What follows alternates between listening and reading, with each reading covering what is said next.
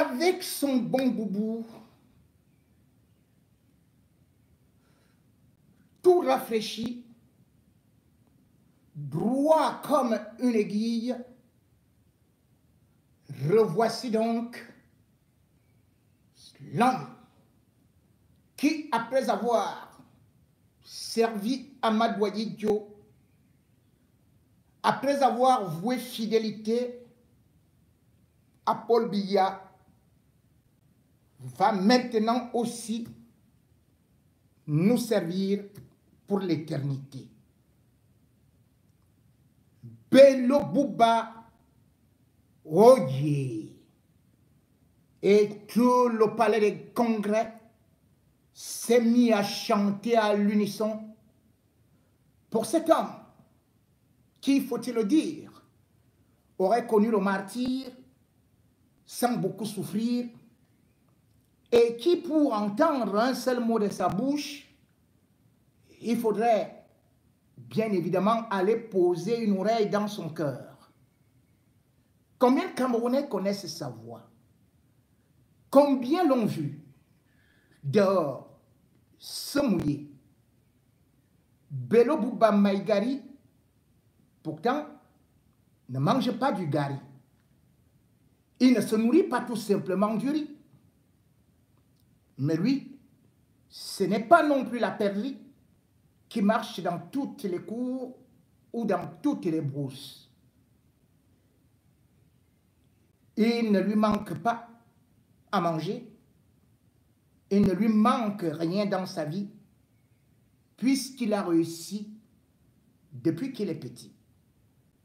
L'aîné avec la cuillère d'argent dans la bouche. Obéissant, Bello peut le paraître. Pas du tout désobligeant. Mais cependant, il peut se comporter aussi comme le serpent. Quand on le croit innocent, inoffensif, il peut sortir ses dents et envoyer du venin. Au moment donc où le plus bruyant, à savoir Issa Chiroma, qui lui ne manque jamais de donner des coups de bec aussi puissants que ses cordes vocales, eh bien, on ne s'attendait du tout pas à ce qu'il y ait un tel bouleversement dans ce Grand Nord, que le régime Biya a souvent qualifié comme un étang de marbouillat, que dis-je, de têtards, de grenouilles inoffensives, jusqu'à les surnommer d'ailleurs du bétail électoral. D'aucuns les prenaient comme des moutons. Mais en 2025, les moutons ont les dents des loups. Et ceux qui font l'actualité.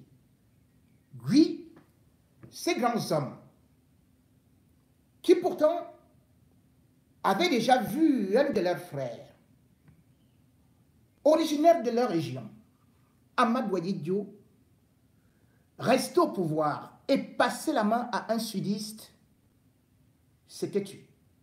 N'avait pas branché. Parce qu'il y avait quelque part un accord de non-agression, de non-violence et de ping-pong au pouvoir. Cet accord, très connu sous le label Alliance Nord-Sud, disait donc que après le Nord, c'est le Sud, et après le Sud, on renvoie la passe décisive au Nord.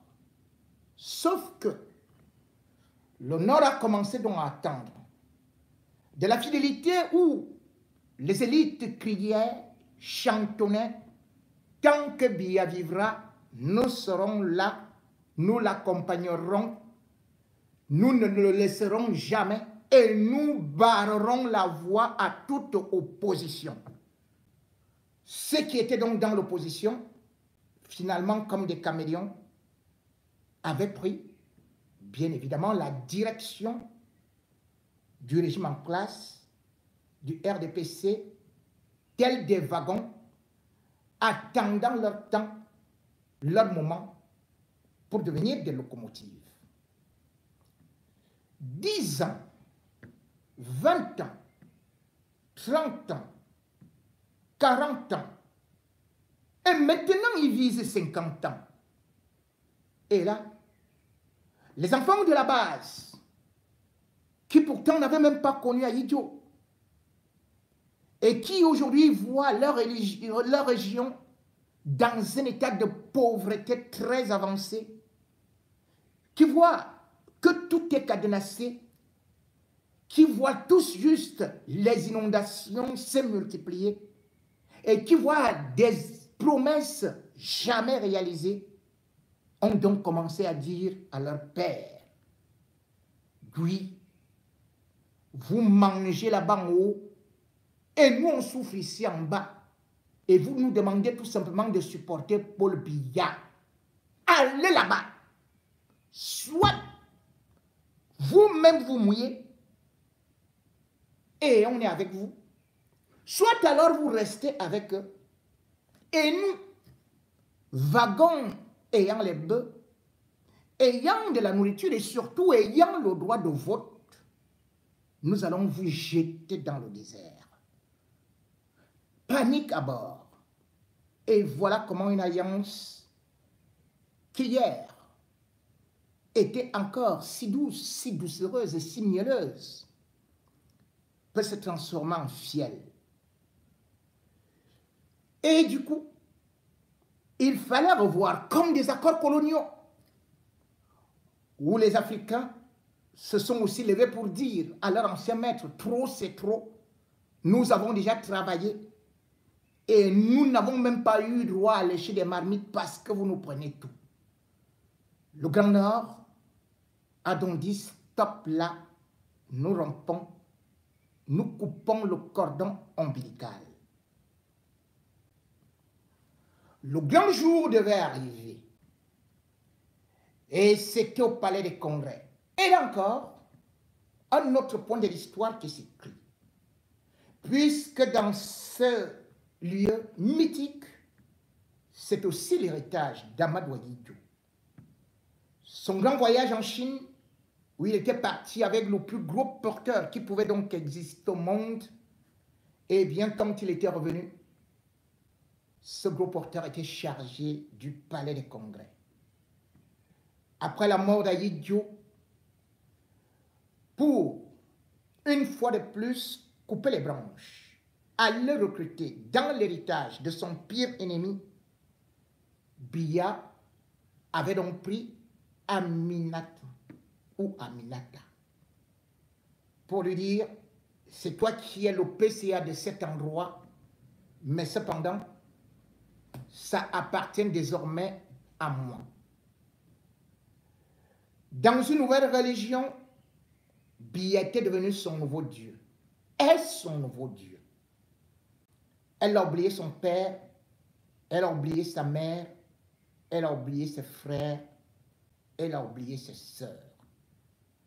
Mais c'est au moment où les travaux de l'UNDP recommencent au Palais des Congrès qu'elle commence donc à se rappeler de cette histoire. Ah, lui qui a construit le Palais des Congrès, c'est mon père. Lui, le père de la nation. Celui dont on a effacé les noms sur toutes les ardoises, mais qui reste gravé dans les cœurs. Et qui, aujourd'hui, tel un revenant, est en train de hanter le paysage politique. Ceux qui se lèvent aujourd'hui, ce sont ses enfants. Il a été leurs parents. Il les a pris sous leur aisselle. Il leur a appris du travail. Il les a menés en politique. Et il a laissé cela avec Paul Biya. Paul Biya a gardé certains, a jeté d'autres, a vassilisé surtout ceux qui voulaient être dans l'opposition. Et d'ailleurs, cette opposition, aujourd'hui encore, a un nom.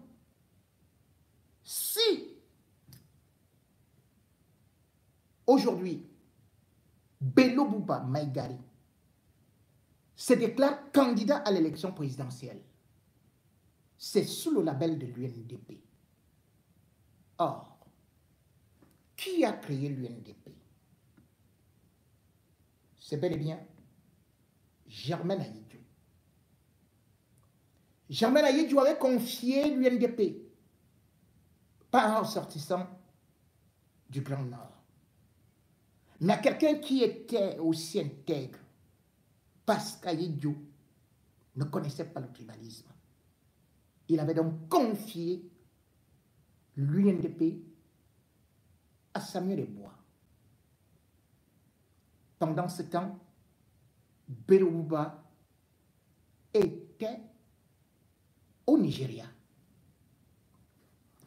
Lorsque Paul Biya vit le danger arriver, il fit revenir celui qui pourtant était accusé de tentative de coup d'État, de conspiration, de subversion. C'était bien évidemment une autre alliance qu'il tissait.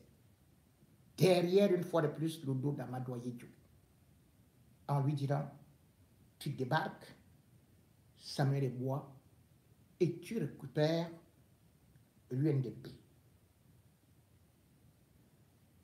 Les dates clés de l'UNDP, nous allons y revenir, mais de façon sommaire.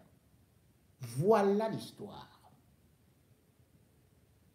Paul Biya voulait contrôler le Grand Nord, a contrôlé le Grand Nord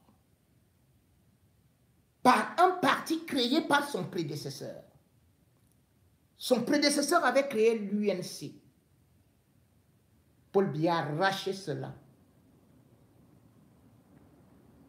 Son prédécesseur, donc son père, ou alors son épouse, avait créé l'UNDP.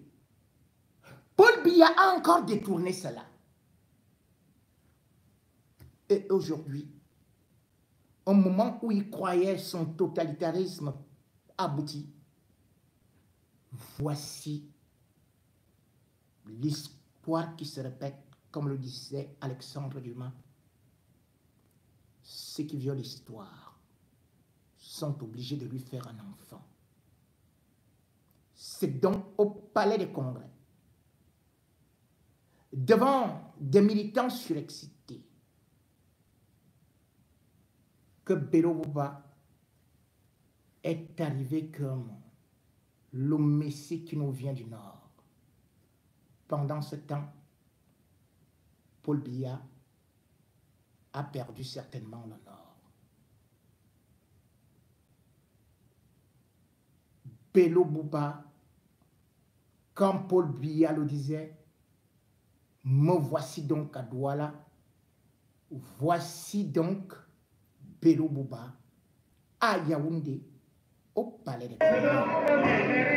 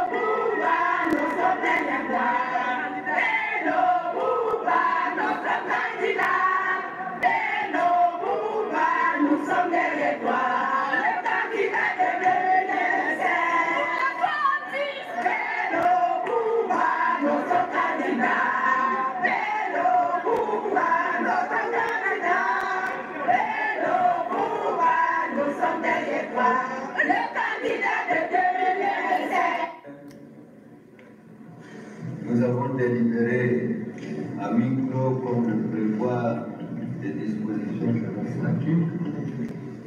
La réunion du comité central de l'Union nationale pour la démocratie et le progrès, de son conseil national et les membres du secrétariat permanent du comité directeur ont délibéré et nous sommes arrivés à la conclusion que notre parti présentera son candidat à l'élection présidentielle.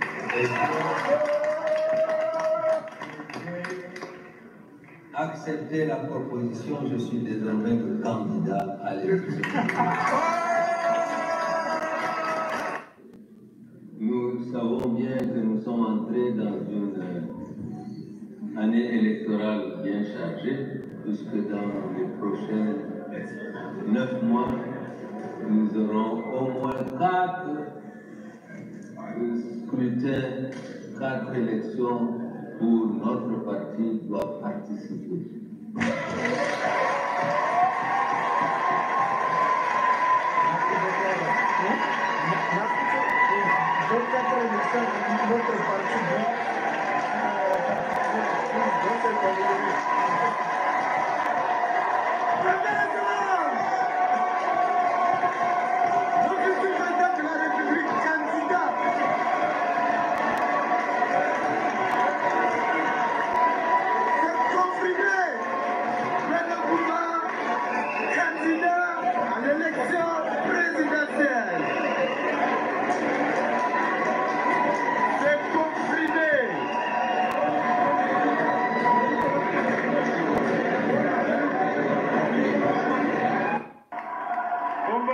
Élection 2025.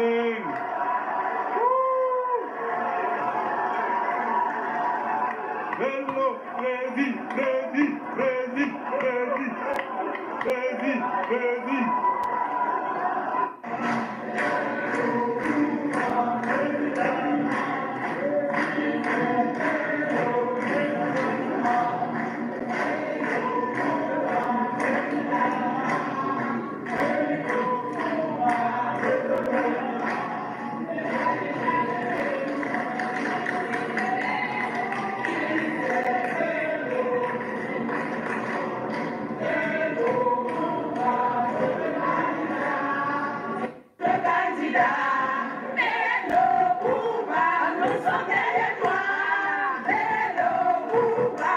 Qui l'eût imaginé?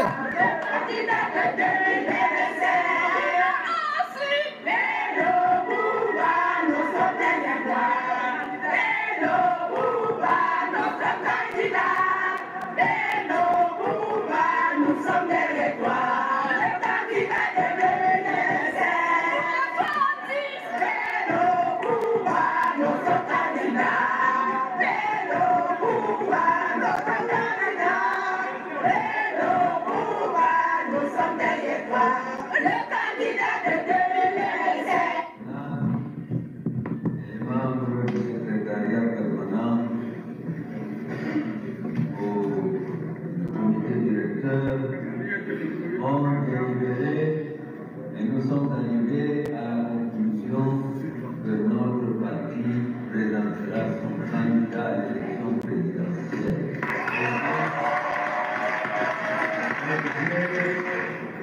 Accepter la proposition, je suis désormais le candidat à l'élection. Bon, mesdames et messieurs, il n'y a donc plus de doute.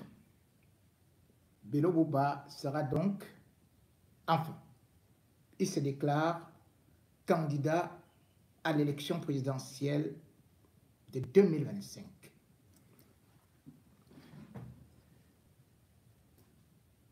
Bello Bouba Maïkari, aujourd'hui c'est 83 ans. Mais pourquoi avoir attendu si longtemps? On va se poser ces questions, mais on verra aussi que Bello Bouba Maïkari fait partie de ces politiciens qui ne manifestait qu'une seule ambition. Restait toujours dans l'ombre. Bello Bouba Maïgari, comme je le disais tantôt, est arrivé au Cameroun en 91. Or, il faut bien remarquer que l'UNDP est créé le 25 mai 1990. L'UNDP a fait des ravages, d'autant plus que les anciens aïdioïstes qui avaient été mis à l'écart par Paul Biya au moment où le multipartisme arrive, saisissent donc cette occasion pour se lancer. L'UNDP aurait pu faire chavirer très vite le régime Biya. Mais à cette époque-là, Biya avait déjà dans son logiciel ce qu'on peut dire la corruption des hommes politiques et des opposants.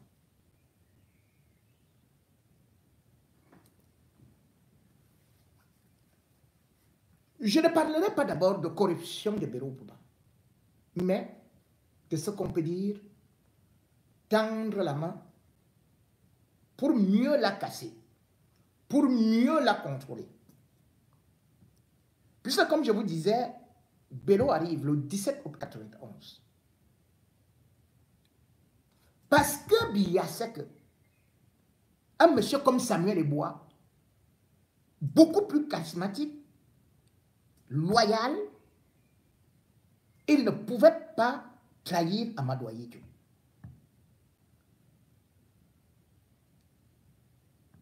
C'est donc à Garoua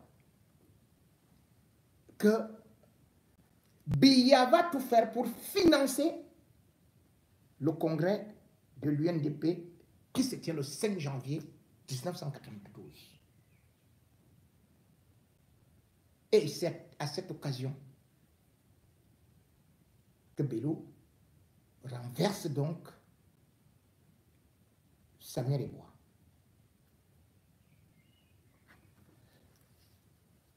Bello est d'abord un homme intègre et un opposant chevronné qui ne fait pas du bruit, mais qui agit.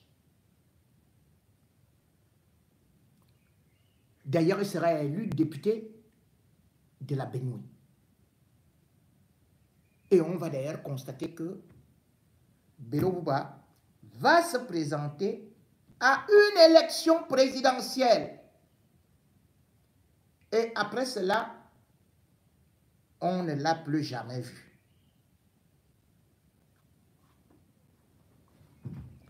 Ce qui est arrivé,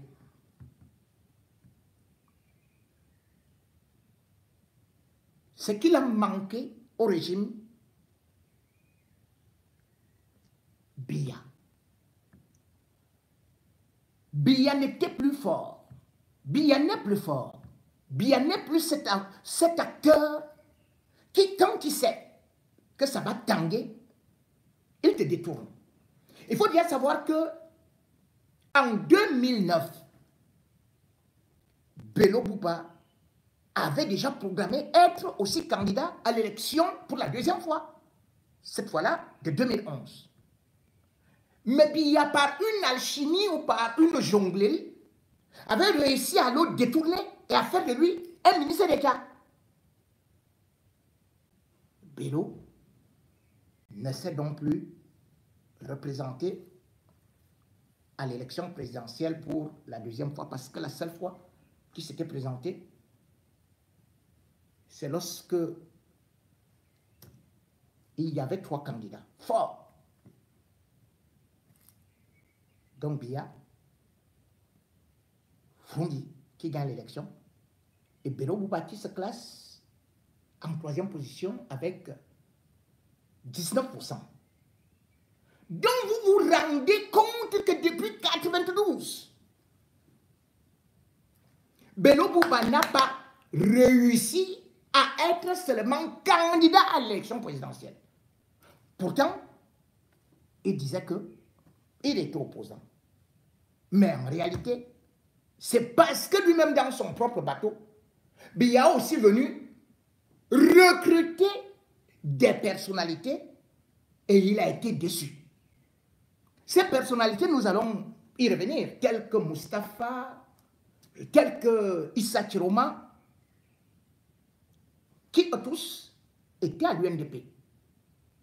Mais Bello Bouba lui-même, non seulement va signer certains accords en 97, va accepter certaines choses en 97, mais en 2004, va donc officiellement signer l'alliance du concubinage notoire.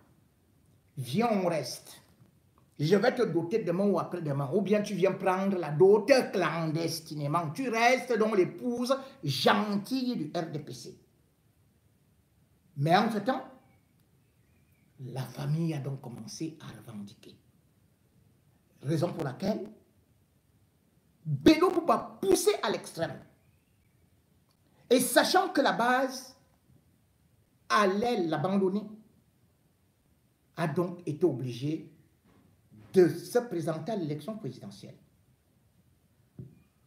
Mais quel Bello Bouba se présente justement à cette élection présidentielle? Nous avons d'abord donné l'âge, mais aussi son état de santé. Parce qu'en réalité, ceux qui connaissent Bello savent que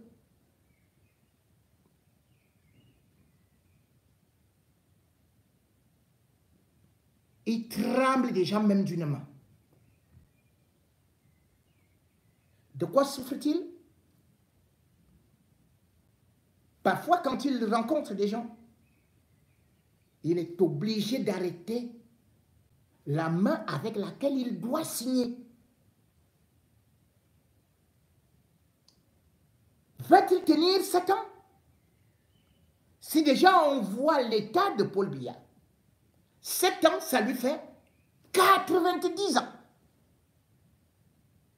Qu'importe. Les militants de son parti sont contents. Très contents qu'il soit candidat à l'élection présidentielle. En fait, Bello Bouba va à l'élection sans conviction, mais juste parce qu'il est poussé d'abord par la base. Il va à l'élection parce que aussi c'est une déception. Parce qu'il n'a plus vu son patron depuis fort longtemps. Et parce qu'il a compris que Paul Biya n'avait plus la main, ou plutôt ne tenait plus seul le gouvernail. La base l'avait déjà réalisé. Et surtout, la base n'a pas eu les résultats escomptés.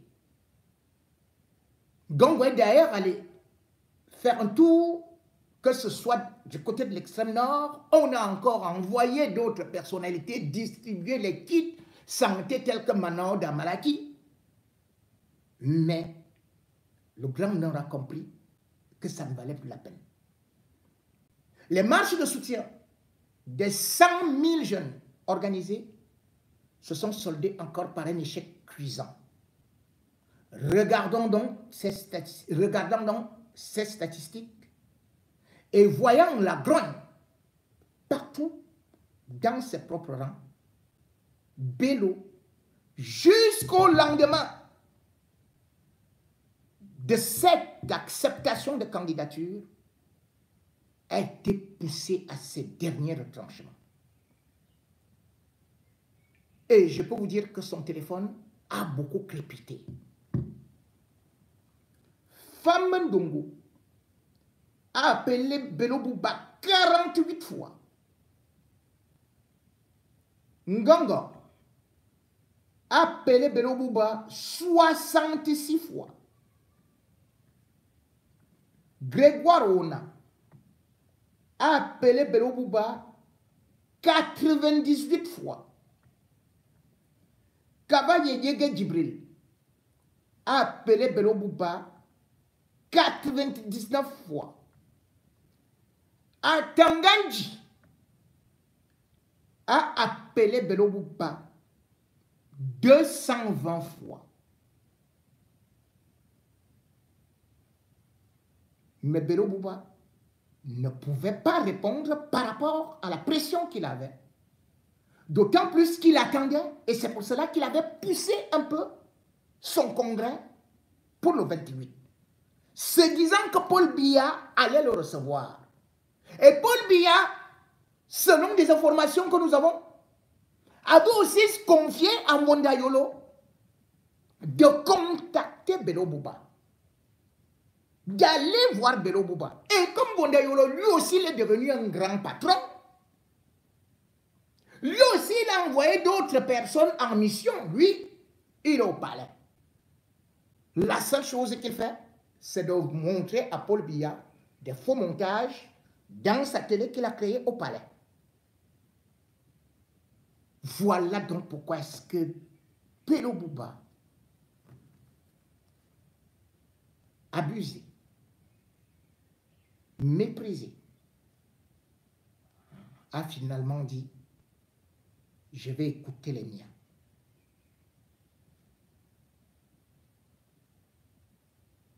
Nous sommes en train de poursuivre notre tour au sein du siège national du Parti national. Nous avons devant nous là le grand secrétaire national à la communication de l'INDP. Bonsoir, monsieur le secrétaire national à la communication de l'INDP. La veille du congrès. Nous sommes ici au siège national du parti. Le parti prépare la réunion du comité central élargi au conseil national et au bureau exécutif du comité directeur et des organisations annexes demain 28 juin 2025 au palais de congrès. Est-ce que vous avez un ou deux mots à dire à l'endroit des militants qui sont en train de suivre, de tendre les oreilles vers Yaoundé pour la réunion de demain? Je ne voudrais pas dire grand-chose. On a eu à faire un certain nombre d'émissions où j'ai eu à développer exactement la vision du parti aujourd'hui. Tout ce que je peux dire aux gens, c'est que l'Union nationale pour la démocratie et le progrès a rendez-vous avec l'histoire. Et le parti a décidé de prendre en main toutes ses responsabilités. Et demain, vous aurez exactement la position que le parti va sortir par rapport à la prochaine présidentielle. Merci beaucoup, monsieur le secrétaire national à la communication. Nous avons fait un tour tout à l'heure, là, nous avons rencontré les élus locaux, les maires et autres qui étaient présents ici. Et ils disaient que leur base leur demandait de venir à Yaoundé pour investir le camarade Bello Bouba Maïgari comme candidat aux élections présidentielles. Vous aussi, en tant que cadre de ce parti, mais vous venez quand même d'une base. Qu'est-ce qu'ils pensent, la base qui vous a envoyé au sommet pour le représenter? Il y a eu un éveil de conscience de l'ensemble de la base du parti. Et tous les militants à la base sont unis dans la décision de présenter le président national du parti comme candidat de notre parti à la présidentielle. Je crois que c'est exactement la résolution qui va sortir demain au comité central. Merci beaucoup, monsieur le secrétaire national à la communication. Merci pour votre disponibilité. Merci, Progrès.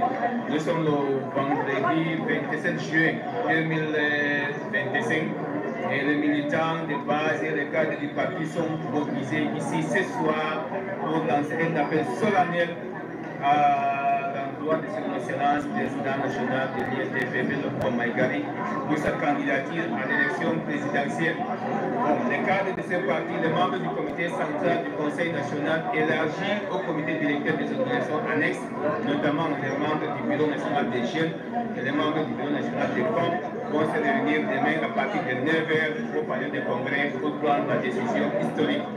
J'ai à mes côtés le camarade Gabaï Lemgari, conseiller régional de l'Extrême Nord, conseiller au conseil, secrétaire, premier secrétaire au conseil régional de l'Extrême Nord. Quelle est votre impression, camarade? Qu'est-ce que vous avez à dire? Est-ce que vous pouvez avoir quelques mots pour les camarades qui nous suivent à travers le pays. Merci beaucoup, camarade Awal, pour la parole donnée. Effectivement, nous sommes là pour le grand jour. C'est effectivement un grand jour parce que le soleil va se lever enfin. Donc il s'agit donc d'une concertation entre le camarade Awal disait tout à l'heure, les membres du comité central, membres du Conseil national de domaine élargi aux organisations annexes. Nous allons nous retrouver pour réfléchir comment nous allons soutenir notre leader. Notre leader qui va porter ce flambeau, ce nouveau souffle. Vous savez tous, il y a une actualité brûlante, celle des élections présidentielles dans notre pays. Je pense que ça sera inédit. Le rendez-vous de 1992, j'ai envie de dire, va se répéter. Cette fois-ci, avec la victoire de son excellence président national, le président Joao Daniel Lévy.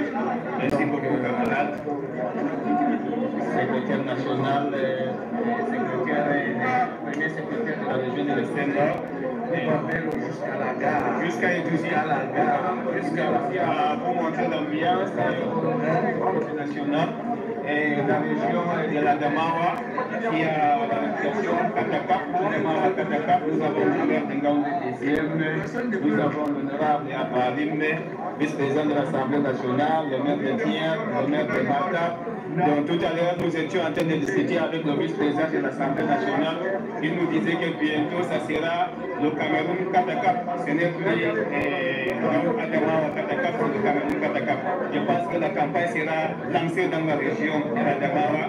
Comme disait tout à l'heure Gabaï Gari, cette fois-ci, c'est comme 2012, mais plus que 2012, ça sera la victoire finale. Le président de l'Assemblée nationale voudrait dire quelques mots aux militants.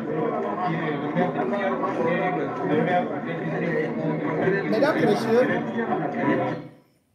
dit que M. Biya n'a pas travaillé. Il n'a rien fait pour les rues. mesdames et messieurs, C'est pour cette raison Respect que... au pitié, finalement. Non, c'est nous respectons. attendez. Mesdames et messieurs, ce qui vient de se passer, c'est parce que il y a le peuple qui a poussé. Je vous ai laissé écouter le travail qui a été fait par la base. C'est-à-dire, beaucoup de chefs de parti ont passé le temps à aller négocier l'argent du gombo. Chaque jour, je suis opposant. Ils créent les chefs de parti, ils créent les partis politiques qui mettent dans les sacs. Après, ils disent, nous allons faire ceci, nous allons faire cela. Les gens croient en eux. Mais en fin de compte, ils vont négocier seuls. Ils mangent seuls. Et ce qui se passe actuellement, pour ceux qui croyaient que rien ne peut changer, que le peuple n'a pas le pouvoir. Vous voyez donc aujourd'hui, c'est le peuple qui a poussé Bello Bouba et même Issa Chiroma à abandonner le navire Biya. C'est la base. Donc le peuple aujourd'hui devrait savoir que ce n'est pas parce qu'on est très fort, on est très beau, qu'on est président à vie, qui pouvait enlever Bello Bouba depuis qu'il est là. 33 ans avec le RDPC. Et il est tué en paix. Qui pouvait bousculer Issa Chiroma? Les gars se changeaient les ministères, se faisaient des promotions, se faisaient tout simplement des passations de ceci et de cela. Et puis, ils reviennent, quand ils arrivent au village, ils commencent à distribuer des petits billets. Et ce peuple s'était. C'est la même chose qui se passe pendant les élections, où on voit souvent Le peuple oubliait que c'est lui qui détient la décision, mais se contente du pain et de la sardine. C'est donc déjà une évolution, un mérite du peuple camerounais qui devient conscient que son avenir est entre les mains. D'ailleurs, tous aujourd'hui parlent des inscriptions sur des listes électorales. Le Cameroun n'avait plus jamais atteint 8 millions d'inscrits. Mais quand on voit les chiffres de l'ECAM, on voit que c'est plus de 8 200 000, sans oublier que eux-mêmes, ils ont refusé pour l'instant de pouvoir publier ne serait-ce que la liste nationale. Et si le peuple se lève pour demander cela, ils vont publier ça. Ce n'est donc pas un président de parti politique comme on fait souvent. On reste là, ah, vraiment, on n'a pas les opposants qui sont sérieux, ah, chacun va là-bas et tout, et tout. Mais parce qu'on n'a pas un peuple, nous ne sommes pas un peuple sérieux. Voilà le peuple qui est devenu sérieux. Le peuple qui a revendiqué. Le peuple qui a imposé. Et là, ils ont été obligés d'exécuter. Sauf que, comment va se passer le Grand Nord? Le Grand Nord n'a-t-il pas d'autres personnalités que celles qu'on continue à voir aujourd'hui?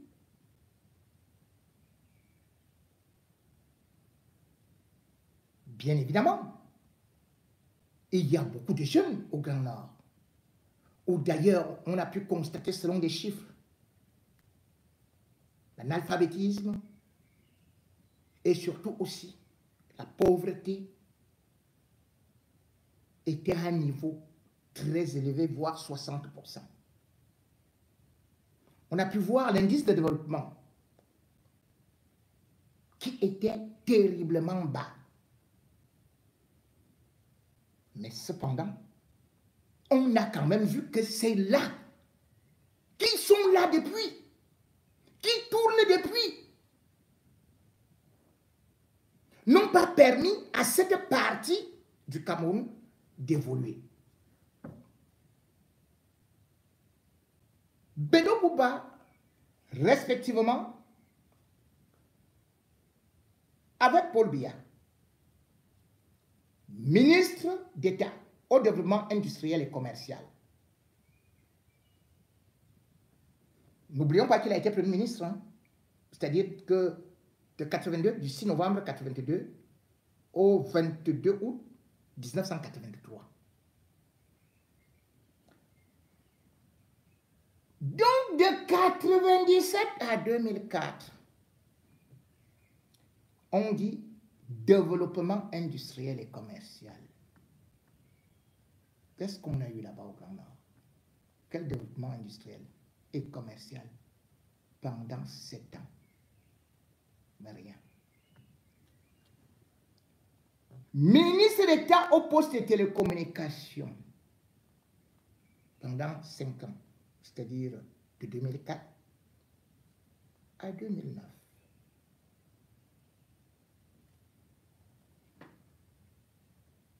Ministre du Tourisme, ministre d'État, il faut toujours mettre ministre d'État. Tourisme et loisirs. Ça, depuis 2011.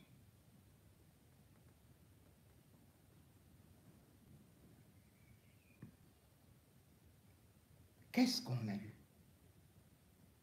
Rien.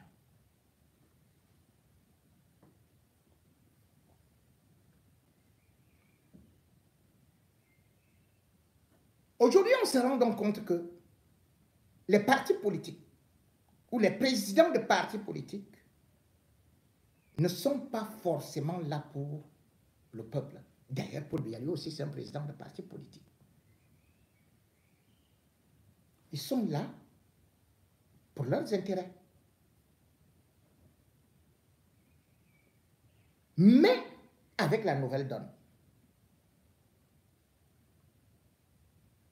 La démission de Bello Bouba, qui est un poids lourd,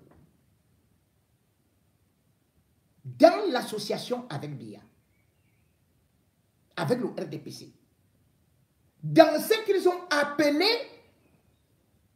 bien évidemment, l'Alliance Nord-Sud, où il y a eu des trahisons, des compromissions.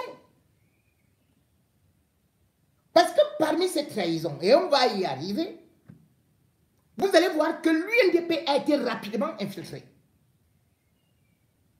Et c'est pour cela que Paul Biya venait y faire son marché. Aujourd'hui, le RDPC ne peut pas gagner une élection présidentielle seul. Le grand trucage, le bourrage des urnes, ça venait là-bas du Grand Nord. Maintenant, c'est Issa Chiroma, Bello Bouba. Et il y a même un autre là, Aboubakar Ousmane Mé. Lui aussi, les candidats. Et ce n'est pas tout, hein. Je crois qu'il y a encore un autre là qui doit être... Il y a plusieurs qui sont déjà candidats là-bas au Grand Nord. La surveillance des voix sera magistrale. N'ayez donc pas peur. Malgré tout l'optimisme du RDPC, ils sont touchés. Ils sont touchés. Ils font semblant comme s'il n'y avait rien. Mais ils sont touchés. Et les autres ministres qui sont susceptibles d'arriver, recevez-les. Le jeu que Paul Biya a fait au Grand Nord, lui-même aujourd'hui, commence à en subir. Vous allez lui faire ça en aller-retour. Il l'avait gagné. L'opposition, le Grand Nord, au match aller. 2025, c'est le match retour. Le jeu de Biya, ce sera ce qu'on appelle le but contre son propre camp. Ah oui, quand Maurice Kamto vous disait qu'on va marquer le pénalty là, on ne va pas arriver au pénalty. Parce qu'aujourd'hui, le match est en train de se jouer en haute intensité. Et vous vous rendez compte, l'opposition contrôle la balle. L'opposition dribble. L'opposition prend l'aile. L'opposition prend le milieu du terrain. L'opposition accule. Paul Biya et toute son équipe recule. Modayolo se met dans le bol. Oh, que fait Ngongo? Que fait Chantal Biya? Aïe. On voit qui actuellement? L'homme qui a le sac d'argent. Il cherche déjà à fuir. Tu vas où? Hein? Tu vas où? L'homme qui a le sac d'argent. Attends. Le RDPC est tellement respectueux des adversaires qu'il estime que vous qui n'avez que 3 communes et par conséquent n'avez que le soutien d'une population de 3 communes, votre apport peut être un bonus pour quelqu'un qui contrôle environ 50... Ils disent qu'ils mènent. Ils disent qu'ils mènent au sport. Quand vous faites une alliance avec quelqu'un qui ne contrôle que... qui a 5 députés, pendant que vous en avez 152, ça veut dire que vous avez du respect pour vos adversaires en vous disant que, puisqu'on gagne à la majorité relative, cette majorité relative peut être un bonus pour le RDPC. C'est pour cette raison que... au pitié, nous respectons tous les adversaires. Ah oui. Cette alliance entre l'homme Chiroma et M. Biya, ils l'ont fait en leur temps. Et cela n'exclut pas des calculs politiques ou bien des calculs stratégiques. M. Chiroma est le seul à savoir où il voudrait aller. Et lorsqu'il fera sa conférence de presse, je crois que vous et moi, nous serons au même niveau d'information. Non, c'est-à-dire qu'il est candidat. Hein, madame? Dans tous les cas, il ne pèse pas beaucoup. Ah, il ne pèse pas. En termes d'impact, il ne pèse pas beaucoup. Il a une choix commune, et puis voilà. Voilà les gens qui ont pris Momo. Momo pèse quoi? Je ne pense pas qu'on doit... C'est des chiffres. Oui, Monsieur Chavez, je donne les chiffres. Et maintenant, si vous analysez les chiffres dans ce sens, bon, je peux me dire que... Vous souhaitez qu'on analyse dans ce sens-là. On a juste dit ce que vous avez refusé de dire. Alors, bonsoir le plateau concernant la démission de Chiroma. Cet acte est très salutaire pour le Cameroun et en particulier pour pour les nordistes, car le Grand Nord a tant subi des choses sur le plan politique. Et donc, la démission de Issa Chiroma Bakary s'apparente à un acte salutaire. Il faut signer vos messages. Il faut savoir que c'est la démission de Issa Chiroma qui enseigne aussi la... N'est pas Momo. Posez plutôt la question au ministre Momo, vous aurez la réponse voilà. Tout de suite. Bastien à Douala, quelle question on va poser au ministre? Lui, il ne discute pas, il vous dit qu'il n'est pas démissionné. Bonsoir, Jean-Jacques.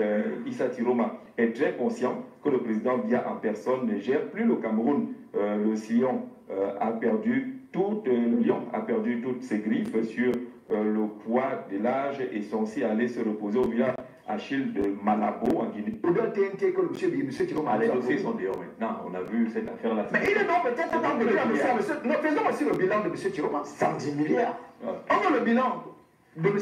Biya. M. Chiroma a dit que M. Biya n'a pas travaillé. Il n'a rien fait pour les populations de l'Est. Au ministère de la Communication, il a eu 110 milliards pour le basculement de la télévision numérique terrestre avec Startan. Oui. Est-ce que les postes téléviseurs que nous avons chez nous ont des dispositifs numériques incorporés tels qu'il l'avait indiqué? Non. Le projet Kamdi TV, je crois que c'était Kamdi, c'était pas Kamdi ça. Hein? Ils ont déjà commencé. C'était justement ces dispositifs numériques qu'il fallait incorporer à nos postes téléviseurs. C'était directement. En fait, ça devait se faire au niveau du port. Malheureusement, on a raté ce basculement vers la télévision numérique terrestre. À cause de qui? Monsieur Chiroma. Il s'était pas foutu. On n'a jamais demandé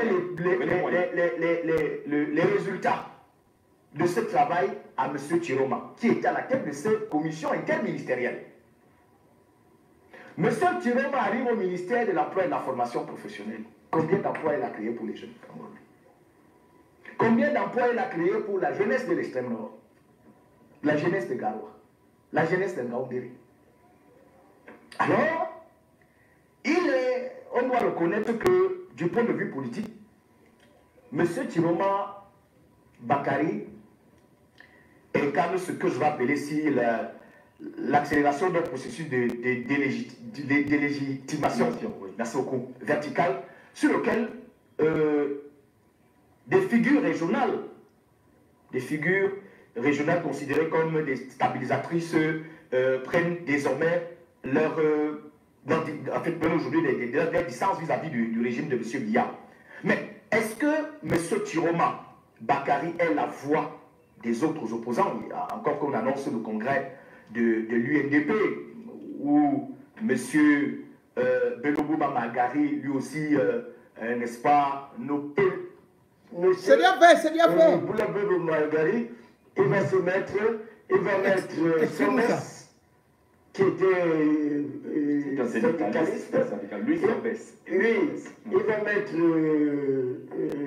celui de l'UPC qui a été ministre là. Bref, non. Il va donc mettre des gens comme ça, et qui viennent du Nord. Il va mettre le plus jeune député à l'époque de l'Ouest.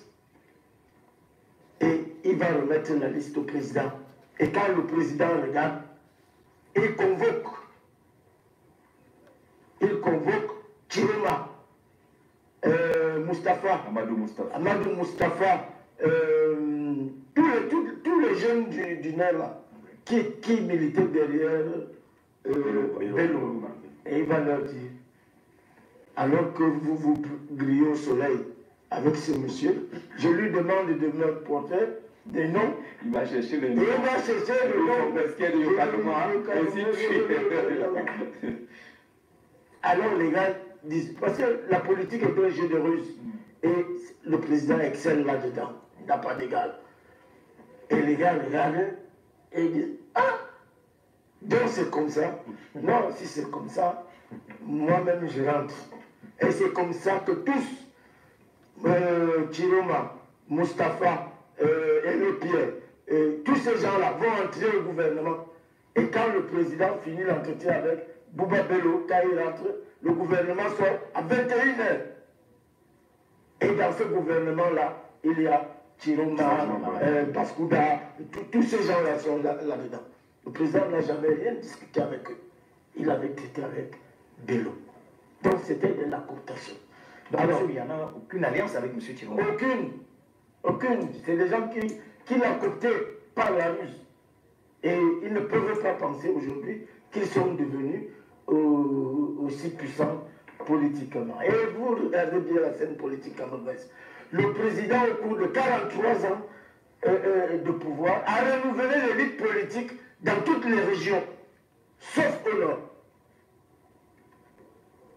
Sauf au nord. C'est le même. M. Chiroma a été 2 fois ministre des Transports, une fois ministre de la Communication, maintenant ministre des trucs. Quand vous faites le calcul de tout ça, c'est plus de 30 ans.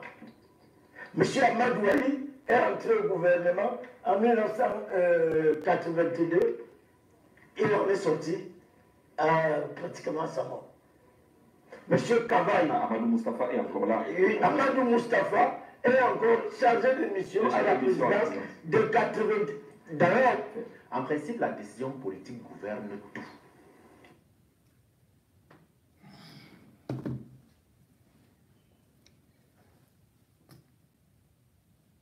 Mesdames et messieurs, le procès d'Issa Chiroma et de Bello Bouba est donc ouvert. Et ne soyez pas surpris que cela aboutisse à des descentes aux enfers.